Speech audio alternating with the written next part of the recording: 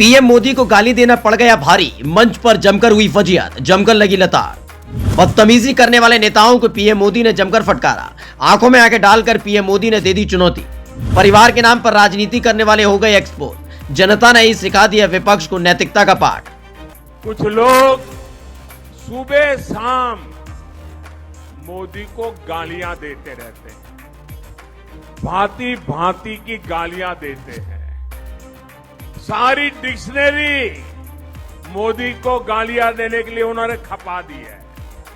उनके पास गालियों के सिवा देने के लिए बचा क्या है भाई? और मैं तो पिछले 20-22 साल से बड़ी वैरायटी की गालियां खा चुका हूं।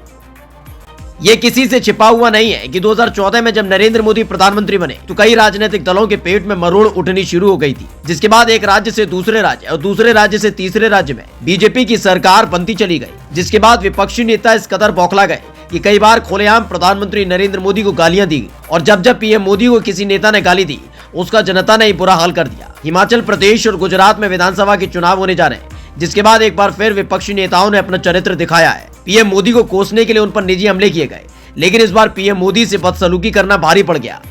गाली देने वाले नेताओं की पीएम मोदी ने लगाई किला, दे दिया विपक्ष पर बड़ा बयान।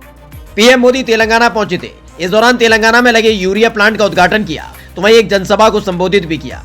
इस दौरान पीएम मोदी ने कहा, जनधन, आधार और मोबाइल की त्रिशक्ति के माध्यम से हम सभी फर्जी लाभार्थियों को हटाने में सक्षम है। गरीबों को सीधे उनके खातों में पैसा मिल रहा है। पहले गरीबों के लिए पैसे और राशन को धोखाधड़ी के माध्यम से लूट लिया गया था। पीएम मोदी के निशाने पर इस दौरान विपक्ष के वो नेता रहे जो नैतिकता को खूंटी पर टांग कर न सिर्फ पीएम मोदी के लिए शब्दों का इस्तेमाल करते हैं, बल्कि पीएम मोदी की मां और उनकी पत्नी के लिए गलत शब्दों का इस्तेमाल करने से गुरेज नहीं करते। ऐसे नेताओं को पीएम मोदी ने मंच से ही सीख दे दी।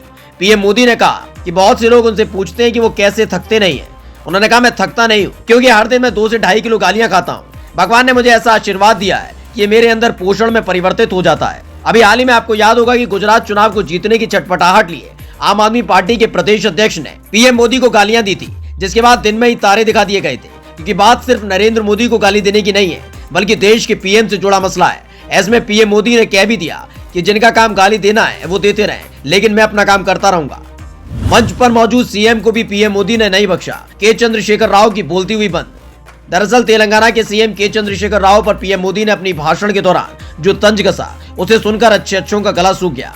पीएम मोदी ने कहा, मुझे गाली दो, बीजेपी को गाली दो, लेकिन अगर तुम तेलंगाना के लोगों को गाली दोगे तो तुम्हें इसकी भारी कीमत चुकानी पड़ेगी। उन्होंने कहा कि राज्य में केंद्र की विकास योजनाओं को जानबूझकर बाधित करने का काम किया जा रहा है। मंच से ही पीएम मोदी ने सीएम के चंद्रशेखर राव के धागे खोल दिए, जब परिवारवाद के नाम पर राजनीति करने वाले नेताओं की पूरी कुंडली खोल कर रख दी। इस दौरान पीएम मोदी ने मुख्यमंत्री के चंद्रशेखर राव पर भ्रष्टाचार और वंशवाद की राजनीति करने का आरोप लगाया। उन्होंने कहा कि राज्य को पहले जनता चाहिए, परिवार पहले नहीं। पीएम ने केसीआर के अंधविश्वासों पर भी कटाक्ष करते हुए कहा कि ये सामाजिक न्याय में सबसे बड़ी बाधा बन रहा है। जब पीएम मोदी सीएम के चंद्रशेखर राव के खिलाफ हमला बोलते, नीचे बैठी हुई जनता तालियां बजाने लगती, तो वहीं विपक्ष के नेताओं के दिल की धड़कन बढ़ जाती। वहीं पीएम मोदी ने किसानों की समस्या को दूर करने के लिए यूरिया प्लांट का उद्घाटन किया, जिसका वादा पीएम ने देश के किसानों से किया था। 2014 से पहले देखा गया था कि यूरिया की किल्लत का सामना किसानों को करना पड़ता था और यूरिया की जमकर कालाबाजारी होती थी। वहीं यूरिया की किल्लत के चलते किसानों की फसल सड़ जाती थी, लेकिन अब यूरिया प्लांट लगने के बाद देश में यूरिया की कमी नहीं होगी। ये खबर आपको कैसी लगी कमेंट करके जरूर बताएं और पेज को लाइक और सब्सक्राइब करना ना भूलें। Special desk, India 7 now.